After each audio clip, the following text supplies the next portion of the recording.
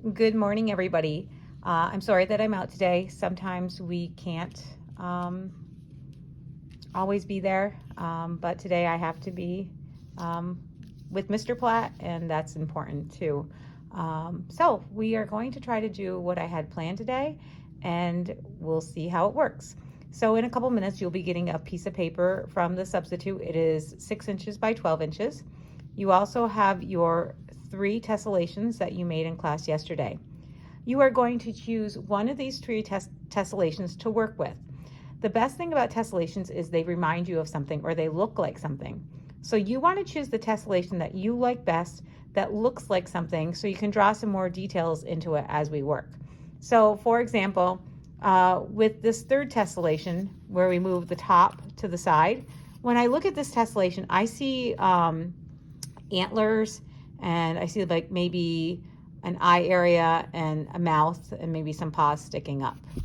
When I look at my second one, I see like a mountain range that I can draw into. But when I look at my first one, I really don't see anything. So my goal is to pick one of these tessellations where I see what is happening. So I am going to pick this guy, okay?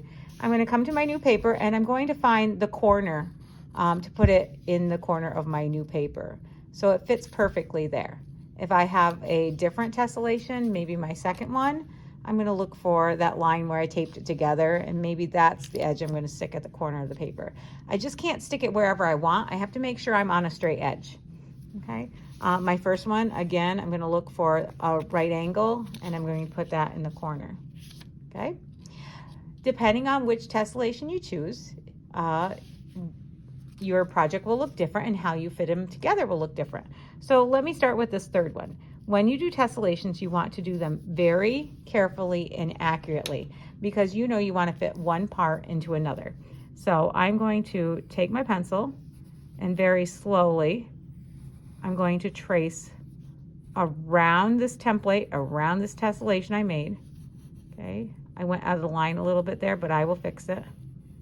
Around the outside, around here. My pencil's a little dull after working all day today. Okay, and I'm going to pick it up. And you can see the spots I missed, and I will just fix them. Of course, you might want to fix them with your template, your tessellation. All right, I'm going to trace it again, but I have to figure out where it fits in. So it doesn't fit in like this anymore. Now it rotates and fits in here. So I'm going to lay it down, line it up. That straight edge should come right up the side of my paper again, because we started with a straight edge. And I'm going to trace everything around my tessellation again. So around all the corners, again, taking my time. I can't make this video last, 2 hours, so I am working rather quickly. Okay, and I'm going to pull it up. This line will go here. Okay, same thing. I have to figure out where it's going to fit again. So it's going to fit right in here.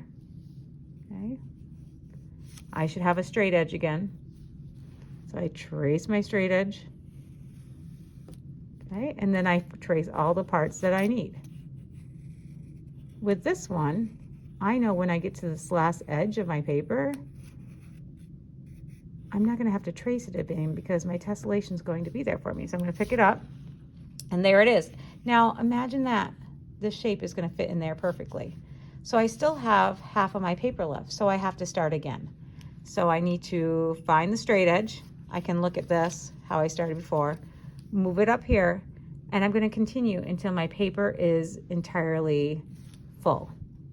Okay, again, accuracy is what I'm looking for, neatness. Don't rush through this, because I will make you do it again. When I see you on Wednesday, if you haven't taken your time, I'm going to hand it right back to you with another piece of paper. When you have your paper filled, okay, and remember, this one's rotational, this one's going to turn. Others are going to stack one on top of the other.